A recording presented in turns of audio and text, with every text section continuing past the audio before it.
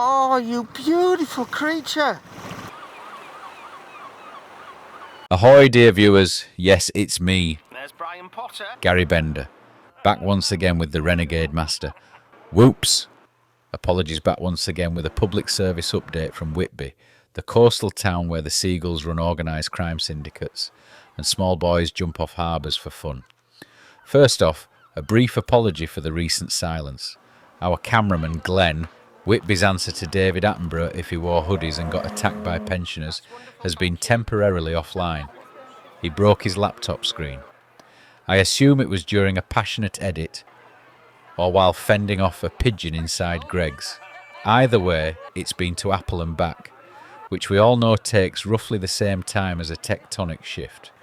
Also, Glenn's just moved house, or as he insists on calling it, his new residence. It's been a week of lost cables, missing SD cards, and an entire day spent trying to reconnect to Wi-Fi that can only be described as hopeful. But we're back in business now. The schools have broken up, Riley's out filming with Glenn again, child labour laws are apparently suspended for YouTube, and the town is in full summer swing. This week's update is a classic Whitby mix. It's lifeboat flag weekend, and there's not an immigrant in sight. Dolphins are appearing more often than arriver buses, sea trout trapped in the harbour thanks to a biblical level drought, and the Lotus and Subaru clubs having some kind of turf war on the pier. Peacefully, of course, via polished alloys and polite nods.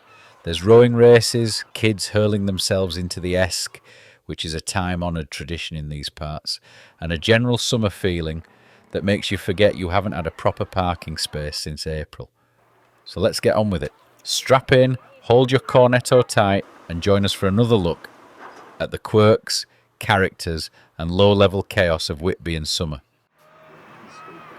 His famous Dracula story while looking out over this harbour here in Whitby.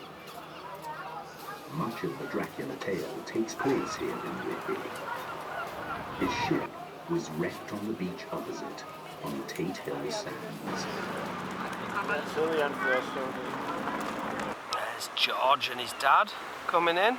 Regular viewers might remember young George from an earlier fishing video. Links up there in the corner if Glenn's remembered to add it. Back then, George and Ben were crewing for El Dino aboard the Melanie S. Well, George is back with his dad now, and knee-deep in lobsters. It's peak season, and the pots are coming in thick and fast. Glenn's been invited along to film with them soon. So brace yourselves for another day of crustaceans, creaking ropes, and camera lenses covered in seawater. Take his clothes off, you weirdo. Bloody hell, Neil.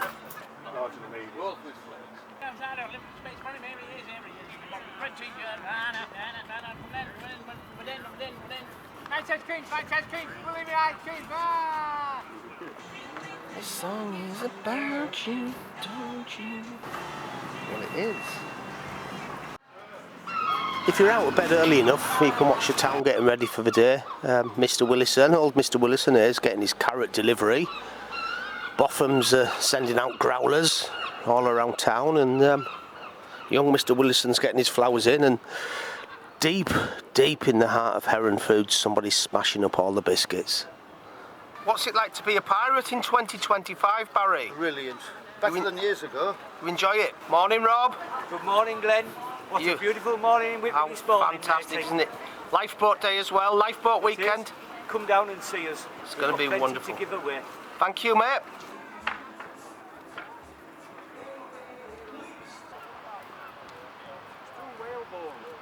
Got these brand new capstans on the pier, made by a local joiner, woodworker, timber expert. Not Desmond Decker. Jack Hallam, local joiner Jack Hallam made these. And he was explaining, I did ask why they weren't painted or treated, and he told me it's a type of oak that's better left.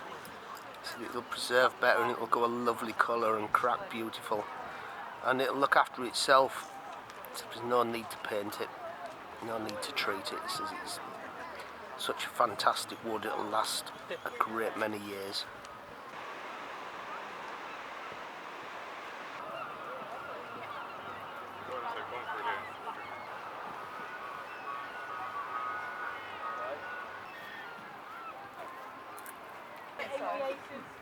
Yeah, it's some pirates.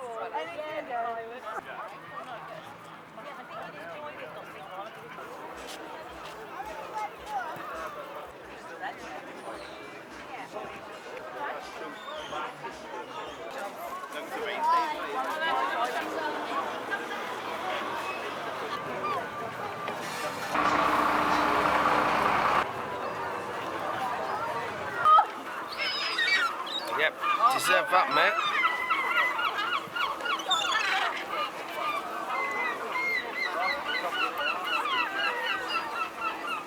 Deserve that.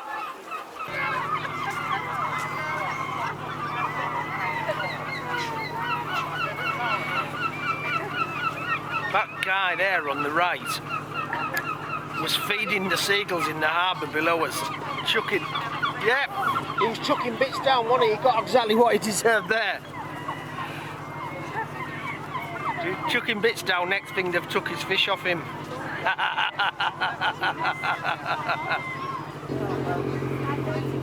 Spent all day shining the Subaru, and then the shite all turns up and craps all over your car.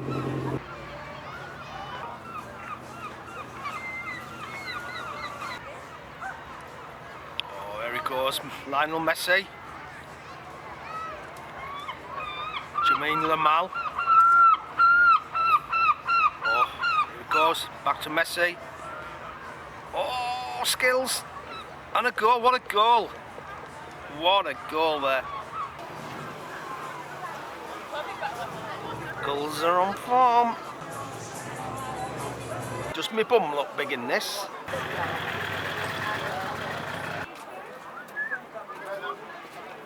Ginger and fluorescent. I'm not going to miss him.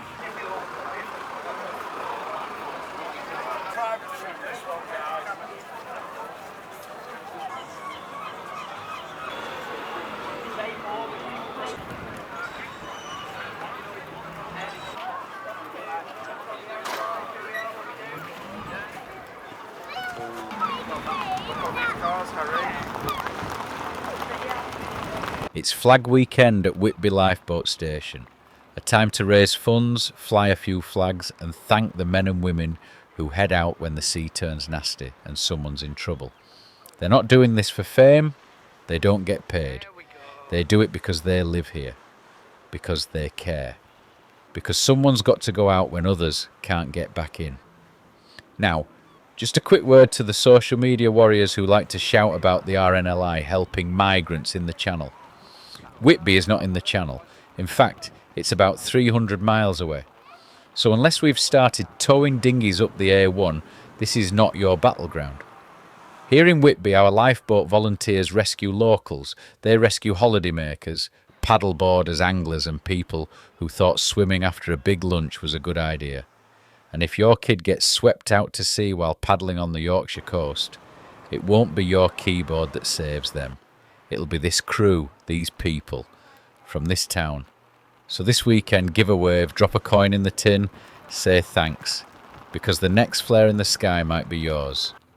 Whitby Lifeboat, locals, family, friends, dearly loved volunteers, lifesavers.